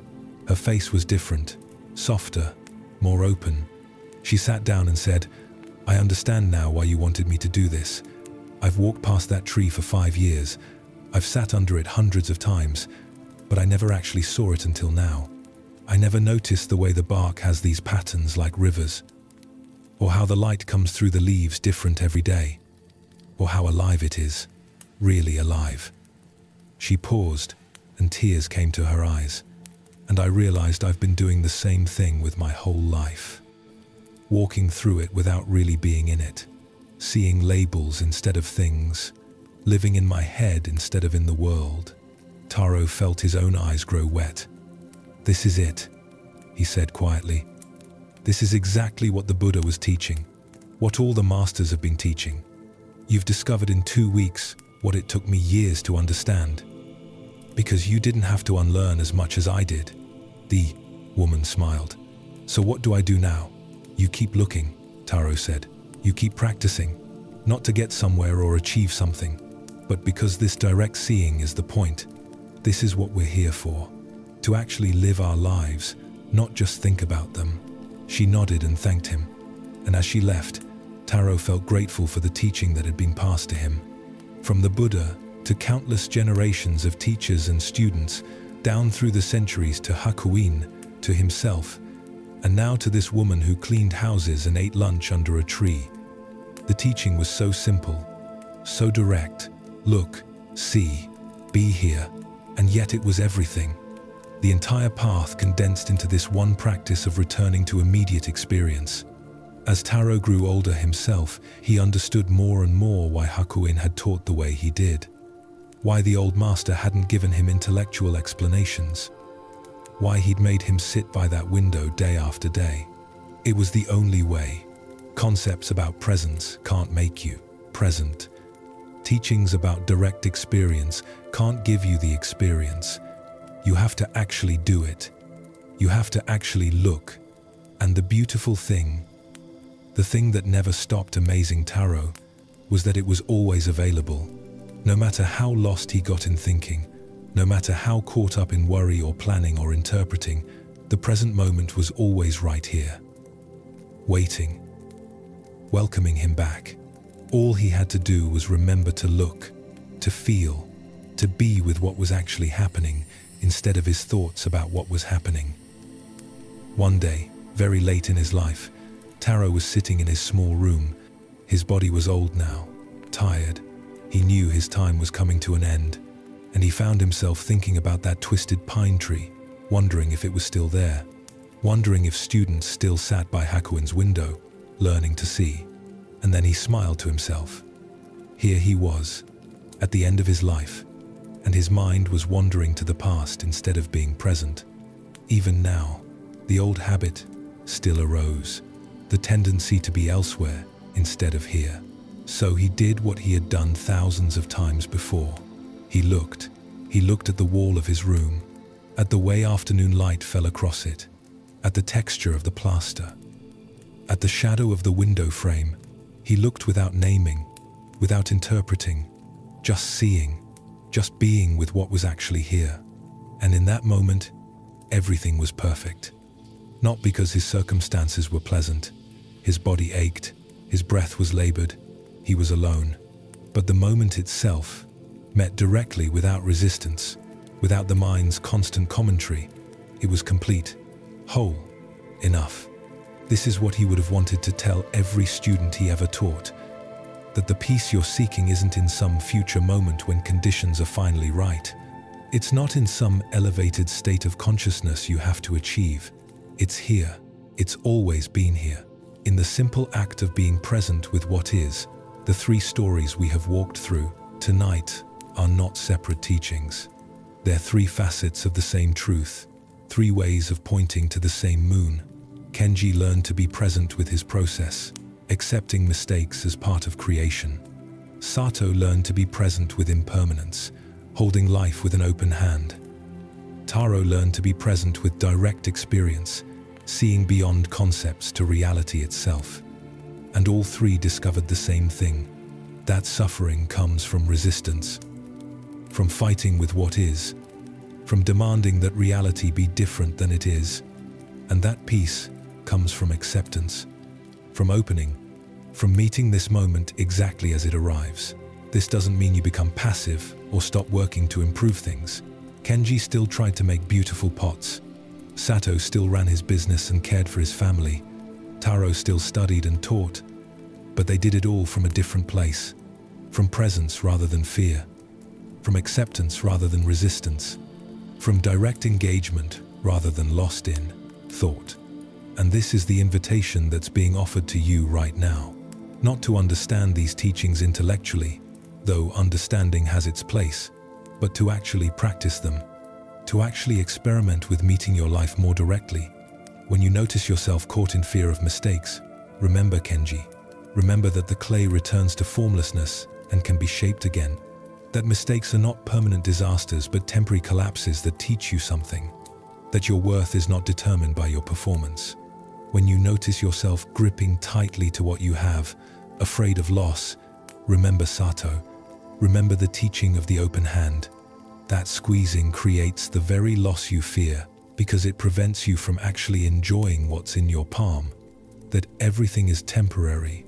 And this isn't a tragedy but the very thing that makes each moment precious. When you notice yourself lost in thoughts about life instead of actually living it, remember Taro. Remember the practice of looking, of returning to direct perception, of meeting reality before the mind wraps it in interpretation and analysis. These practices are not complicated. They don't require special equipment or years of study. They're available right now, in this breath, in this moment of awareness, in this simple being here. Let yourself rest more deeply now. The teaching part of this journey is complete. What remains is simply allowing these seeds to settle into you, allowing your body to remember what your mind might forget, that you are held, that you are part of the flowing river of existence, that you don't need to fight or control or understand everything. You can simply be. Feel how your breath continues without effort, how your heart beats without conscious direction, how life lives you as much as you live it. This is the teaching beneath all teachings, the wisdom that exists before words, the peace that's always been here, waiting for you to stop struggling long enough to notice it. If this space has served you tonight, if these stories have touched something true in you, know that you can return here whenever you need to remember. The Sleepy Monk community continues to grow with people who understand that wisdom isn't found only in waking, but also in the gentle letting go that leads to rest. Your presence here matters, and we're grateful you've walked this path with us tonight. Now, as the stories settle and the words fade, let yourself drift.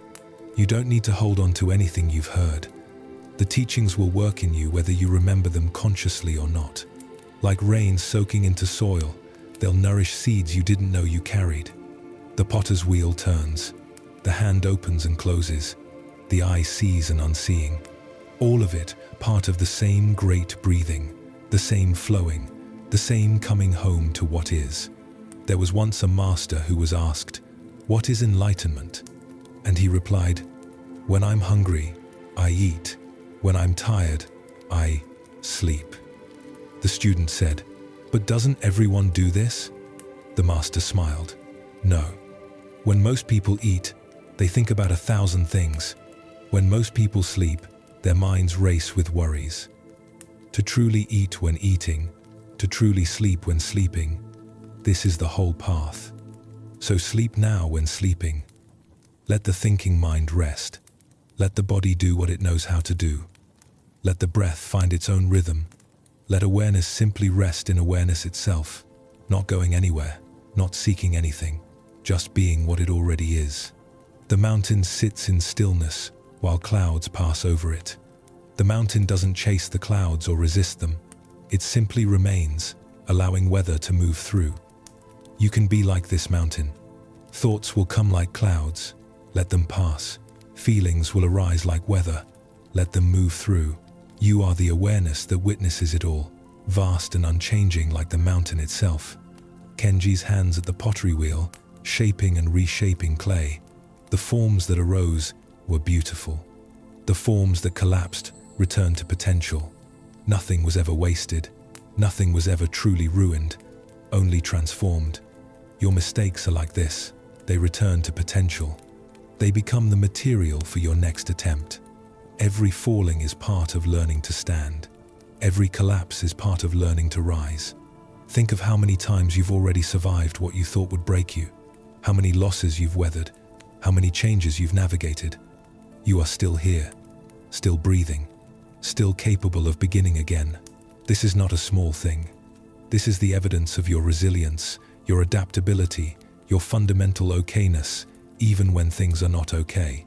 Sato, by the river, discovering that the damage he feared had already happened and he was still whole. The boat could be repaired. Life could continue. The catastrophe he had spent years dreading turned out to be manageable after all. How much of your suffering exists only in imagination? How much energy goes into fearing futures that may never arrive? The present moment, when you're actually in it, is almost always more workable than the mind's projections about it. You've been carrying so much, carrying worries about tomorrow, carrying regrets about yesterday, carrying the weight of who you think you should be, carrying the burden of what others might think, carrying fears about what could go wrong.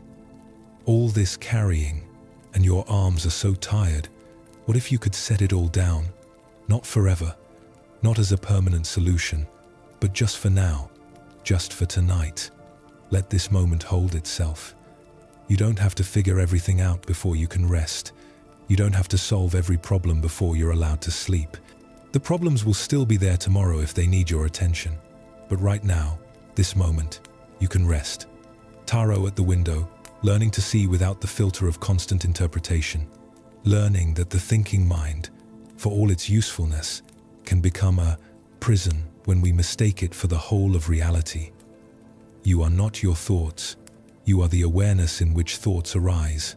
You are the space in which experience happens. This space is always peaceful because it's never threatened by what moves through it. The sky is not disturbed by weather. Rain doesn't damage the sky.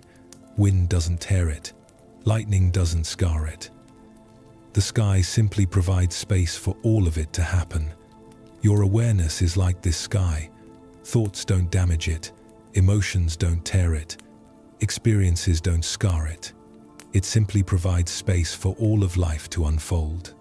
When you rest as this awareness, when you remember that you are the space rather than just the contents of the space, everything becomes lighter.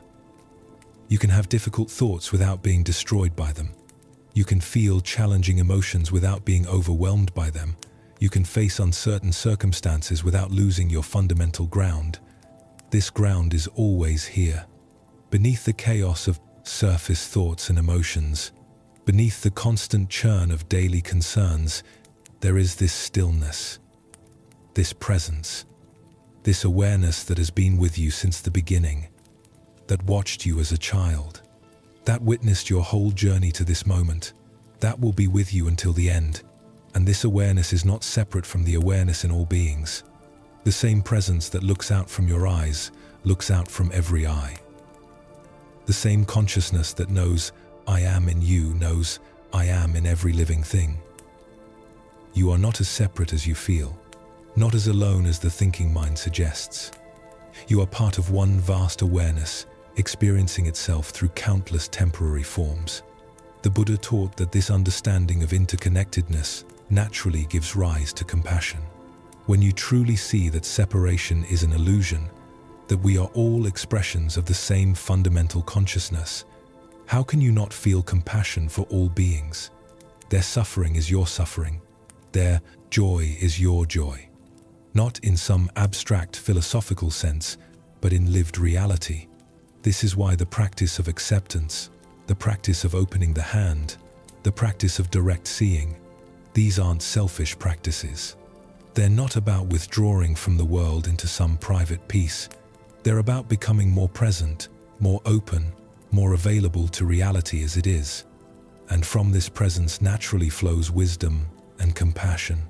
When Kenji stopped fighting his mistakes, he became a better teacher. He could help other potters with patience and understanding because he remembered his own struggle. When Sato opened his hand, he became a better father and husband. He could allow his family to be who they were instead of trying to control them into the shapes he thought they should be. When Taro learned to see directly, he became a more effective teacher. He could meet each student where they actually were instead of where his concepts said they should be. So, these practices are not separate from living a full, engaged, compassionate life. They are the foundation of it. When you stop fighting reality, you have energy available for actually responding to reality skillfully. When you stop living in your head, you can actually be present with the people you love. When you stop demanding that temporary things be permanent, you can fully appreciate them while they're here. This is the great paradox. By accepting that you cannot control most of what happens, you become more effective at influencing what you can. By opening your hand, you find you can hold things more securely than when your fist was clenched. By letting go of the need to be perfect, you become more capable of excellence. By accepting the present moment, you create the conditions for positive change.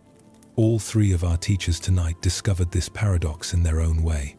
The wisdom they found didn't come from trying harder or knowing more.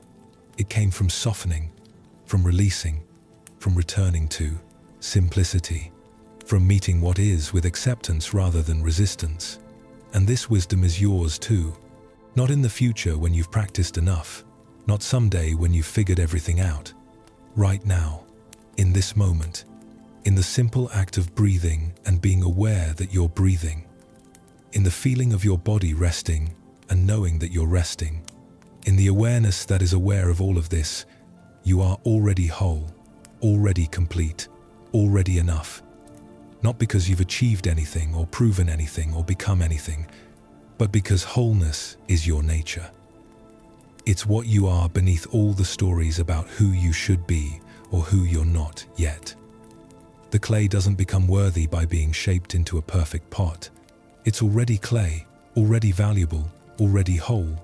The form it takes is temporary and changing, but the clay itself is always clay. You are like this. The forms your life takes, the roles you play, the achievements and failures, these are all temporary. But the awareness that you are, the consciousness experiencing all of this, that is your true nature. And it was never broken. It was never insufficient. It never needed fixing. All the struggle, all the striving, all the fighting to become someone or something other than what you are, it's based on a misunderstanding. Not a moral failing, not a weakness, just a simple misunderstanding that we all share. The misunderstanding that we are not enough as we are, that we need to earn our worth, that peace is something to achieve rather than something to remember. But you can remember now.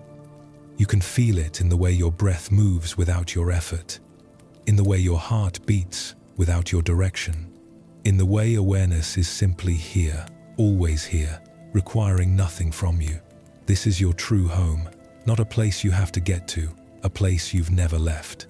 The stories tonight were maps pointing to this home. Kenji's pottery wheel, Sato's river, Taro's window, they were all portals to the same understanding. That life is happening right now. Not in your thoughts about it, not in your plans for it, not in your memories of it, but in this direct, immediate, living moment. And this moment is always fresh, always new. You've never been here before. This exact configuration of breath and heartbeat and awareness has never existed in all of history. It will never exist again. You are experiencing something completely unique and unrepeatable right now. Can you feel the preciousness of this? Not in a sentimental way, but in a direct, visceral way. You are alive. Right now. This temporary, miraculous, inexplicable fact. You are here. Consciousness is experiencing itself through your particular nervous system, in your particular body, in this particular moment. And soon you will sleep. This consciousness will dream. The same awareness that's here now will create entire worlds in dream, populate them with people and places and experiences that seem completely real. And then you'll wake and this world will seem solid again, forgetting that it too is a kind of dream. Consciousness dreaming that it's separate. Awareness pretending not to know itself. But underneath the dream, whether sleeping or waking, the awareness remains, unchanging, unborn, undying. This is what all the great teachings point to. This is what Kenji touched when his fear dissolved. What Sato discovered when his grip released. What Taro saw when his concepts fell away. You don't need special experiences to know this. You don't need years of practice or perfect understanding. You only need to notice what's already here. The simple fact of being aware, the miracle that anything exists at all, the mystery of this moment, exactly as it is. Let your body settle more deeply. Feel how the surface that supports you holds you without effort. Gravity does this work. You don't have to try. You are held by forces you don't control and don't understand. The earth beneath you, the air around you, the vast mystery of existence itself, it's all supporting you. You can let go. You can rest. The stories are complete. The teaching is done. What remains is this simple presence, this gentle awareness, this allowing of what is to be what it is. Your breath flows in and out. Your heart beats its steady rhythm. Life continues its ancient dance, and you are part of it. You've always been part of it. You could never be separate from it. Sleep is not an escape from life. It's a return to source.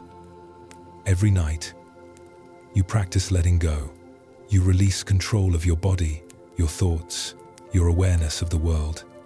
You surrender to something larger than your conscious will. And every morning, you return, refreshed, renewed, ready to begin again. This nightly practice of surrender is a teaching in itself. It shows you that you can let go and be okay, that you can release control and survive, that there is something trustworthy holding you, even when you're not holding yourself. Tonight, let this surrender, to be conscious. Let yourself feel what it's like to stop trying, stop managing, stop controlling. Just for now, just for this transition into sleep. Trust that the same intelligence that beats your heart and digests your food and heals your wounds will also guide you through the darkness of sleep and bring you back to morning. The three teachers in our stories all learned different versions of this trust. Kenji learned to trust the clay, to trust the process of creation that includes both forming and collapsing. Sato learned to trust the river of life, to trust that things would continue even when they changed. Taro learned to trust direct perception, to trust that reality itself was more reliable than his thoughts about reality. And each of them found that this trust brought freedom. Not the freedom to avoid difficulty, not the freedom from pain or loss or challenge, but the freedom to meet all of it without the additional burden of resistance. The freedom to be present with what is, as it is, without the exhausting effort of trying to make it different. This freedom is available to you now. You don't have to wait until you've mastered some practice or achieved some understanding. It's here, in this moment, in the simple act of allowing your experience to be what it is. Your body is tired. That's okay. Your mind might still be active. That's okay too. Whatever is here right now doesn't need to be different for you to rest. There's a famous Zen poem that says, "Sitting quietly, doing nothing, spring comes and the grass grows by itself." This is the teaching of trust. Spring doesn't come because the grass tries hard to make it arrive. The grass doesn't grow because it strives for growth. Spring arrives in its own time. The grass grows according to its nature. All of it happens naturally when conditions are right. Your healing is like this. Your growth is like this. Your path to peace is like this. You don't have to force it. You only have to stop blocking it. And you block it mostly through resistance, through fighting what is, through demanding that reality conform to your expectations. When you release this fighting, when you open like Sato's hand, when you see directly like Taro, when you accept the process like Kenji, you create the conditions for natural unfolding. And this unfolding brings you closer to your true nature, which was always peaceful, always whole, always free. The Buddha once held up a flower and said nothing. One of his students smiled, understanding the teaching without words. What was that teaching? Perhaps it was this, that the flower needs no explanation, no interpretation, no improvement. It simply is what it is, expressing its nature perfectly in each moment. You are like this flower. Your true nature doesn't need fixing. It only needs recognition. And you can recognize it right now, not by thinking about it, but by feeling it, by noticing the awareness that's here, the consciousness that's reading these words. That's feeling the body, that's aware of being aware. This is not something you created or achieved. This is what you are, always have been, always will be.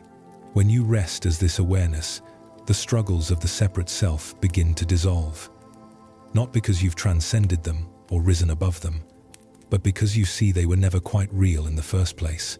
The separate self worried and planned and feared. The awareness simply witnesses it all with perfect peace. This doesn't mean your personality disappears. It doesn't mean you become some blank emptiness. It means you stop identifying exclusively with the surface waves and remember you're also the ocean. The waves rise and fall. Some are pleasant, some are turbulent, but the ocean is always the ocean, untroubled by its own movements. You've been living as a wave, thinking that's all you are, worried that you're not a big enough wave or the right kind of wave, afraid of crashing on the shore and disappearing. But you were always the ocean. The wave is just one temporary expression of what you are, and the ocean never dies. It only changes form. This understanding doesn't come from thinking about it. It comes from direct recognition. Like Taro looking at the pine tree and suddenly seeing that there's no separation between seer and seen. Like Kenji feeling his hands merge with the clay. Like Sato watching the sunset and realizing he wasn't watching it from outside. He was part of it. The sunset was happening in him as much as outside him. These moments of recognition are available always. In the simple act of breathing, in the feeling of aliveness in your hands, in the awareness of sound arising and passing. Every moment is an invitation to wake up from the dream of separation and remember what you are. But tonight, the invitation is to rest, to let the conscious mind drift into sleep, to allow the teachings to work in the deeper layers of your being while you rest. The stories have been planted, the seeds are in the soil. Now they need darkness and time to germinate. Your sleep is that darkness, that fertile void where transformation happens outside of conscious effort. So let go now. Release your hold on staying alert, on understanding, on remembering. You don't need to hold on to anything from tonight. The wisdom will remain even if you forget the words. The teachings will continue their work even as you sleep. This is the nature of truth. Once it's been recognized, even briefly, it leaves a mark. A doorway has been opened that can never be fully closed again. Kenji never forgot what it felt like to laugh while making mistakes. Even years later, even when he became serious and focused in his work, some part of him remembered that lightness, that freedom. It changed how his hands met the clay forever. Sato never forgot the relief he felt standing by the damaged boat. That moment when fear dissolved and he found himself still standing, still breathing, still okay despite his worry coming true. It changed how he held everything forever. Taro never forgot the bird landing on the branch. That moment when separation dissolved and he saw that everything was one seamless happening. It changed how he perceived reality forever. And you, listening here tonight, something in you has shifted. Maybe you can feel it, maybe you can't. But these stories have touched you. These teachings have reached something deeper than your thinking mind. And that depth will continue to integrate this wisdom in ways you cannot predict or control. Trust this process. Trust that your being knows how to take what's useful and release what's not. Trust that healing happens in darkness and silence as much as in light and understanding. Trust that sleep itself is wise, that dreams will do their mysterious work, that you will wake tomorrow slightly changed in ways you might never name. The mountain doesn't worry about whether it's being a good mountain. The river doesn't question whether it's flowing correctly. The bird doesn't doubt its own singing. They simply are what they are, expressing their nature moment by moment, and you are like them. Your nature is expressing itself perfectly right now, even in this tiredness, this readiness for sleep, this gentle letting go. There's nothing wrong with you. There never was. The struggles you've faced, the mistakes you've made, the fears you've carried, they were all part of your particular path. Part of how consciousness learns through this particular form you're wearing. You don't need to judge any of it. You only need to meet it with the kind of compassion that Grandmother Lin showed Kenji, that Akiko showed Sato, that Hakuin showed Taro. This compassion starts with yourself, with your own tired heart, your own worried mind, your own imperfect humanness. Can you hold yourself the way you would hold a beloved child? With tenderness, with understanding, with patience for the long, slow process of learning to be alive? You are doing better than you think. You have survived every difficult day so far. You have gotten up after every falling. You have continued despite doubt and fear and confusion. This is not a small thing. This is everything. This is the quiet heroism of continuing, of breathing, of trying again. And now you can rest. You've earned this rest, not through achievement, but through simply being here, being human, being part of this great mystery. Rest is your birthright, not something you have to deserve, not a reward for productivity, simply what every living being needs and receives in the natural rhythm of existence. The trees rest in winter, the fields rest between harvests, the earth rests in darkness between each dawn. Rest is not laziness or weakness, it's wisdom. It's how life renews itself, how exhaustion transforms into energy, how depletion becomes fullness again. Let yourself rest like the earth rests, completely, without reservation, without guilt. You are held by something much larger than your small self. The same force that holds planets in their orbits holds you in existence. You don't have to do anything to deserve this holding. You are held simply because you are. Your breath is slowing now, your body is settling. The stories have done their work. The teachings have found their home in you. What remains is this simple being here, this gentle awareness, this allowing of sleep to come when it comes. You don't need to make sleep happen. Sleep knows how to find you. It's been finding you every night of your life. It will find you tonight too. Your only job is to stop preventing it, to stop trying, to stop managing. Just let go. Let go of the day that passed. It's complete now. Every moment of it has served its purpose, taught its lesson, played its part. You don't need to carry it into sleep. Let it rest in the past where it belongs. Let go of tomorrow and all its uncertainties. It hasn't arrived yet. It exists only in imagination. When it comes, if it comes, you will meet it. But right now, there is only this moment, this breath, this gentle settling into darkness.